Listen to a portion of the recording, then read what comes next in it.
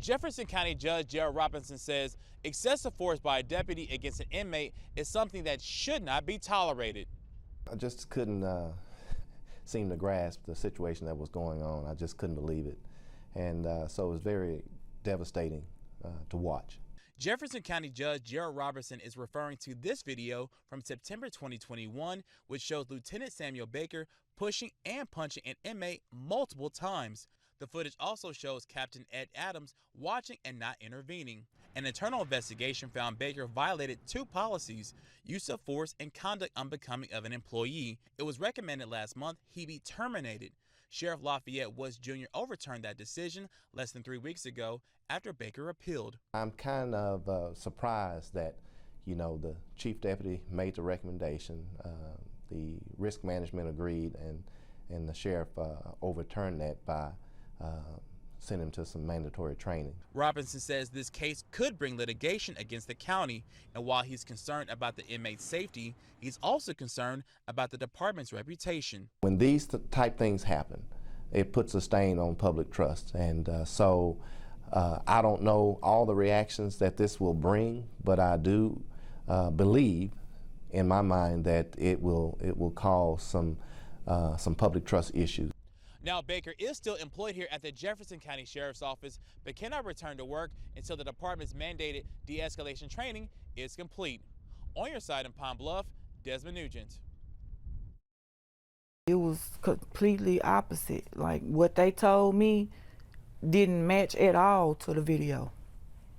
At all, nothing. Sheila Kendall is referring to this video of her son, Christopher Harris, who was repeatedly punched more than 10 times by Lieutenant Samuel Baker in September 2021. She says her son suffered multiple injuries. Occipital bone was fractured. I think a bone in the jaw was fractured, and something happened with his nose as well.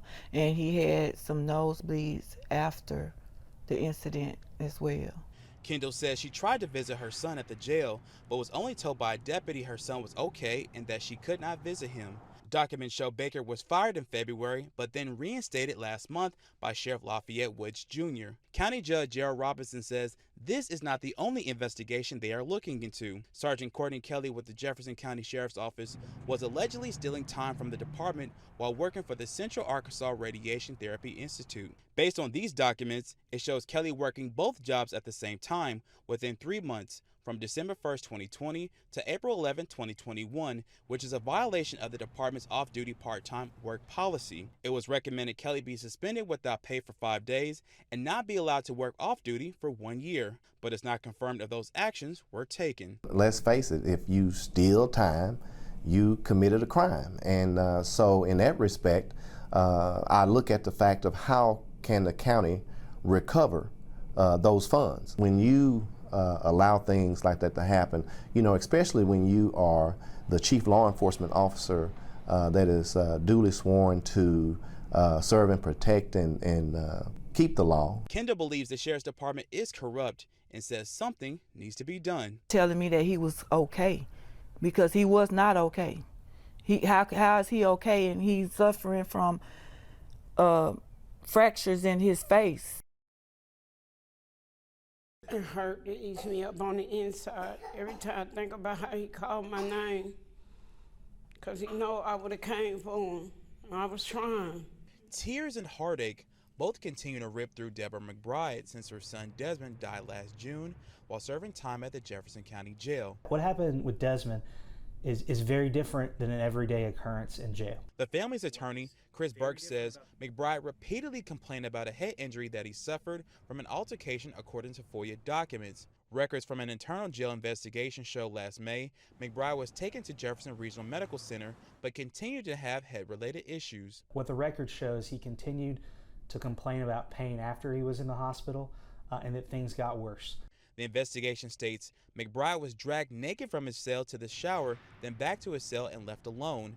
During the next inmate check, McBride was foaming at the mouth, still naked. He later died on the way to JRMC. Last week, the family filed a wrongful death lawsuit. He told them that he was throwing up blood, he was naked and couldn't walk. Regardless of what crime people commit, regardless of how many mistakes they make, everyone is entitled to be treated fairly. I want them to be held accountable for this. This is wrong. You know, they know what they did to my baby. They don't know what I go through every day. Burke says the jail staff members involved were disciplined, but to what extent is undetermined. Once the investigation was released, 2 of those members resigned.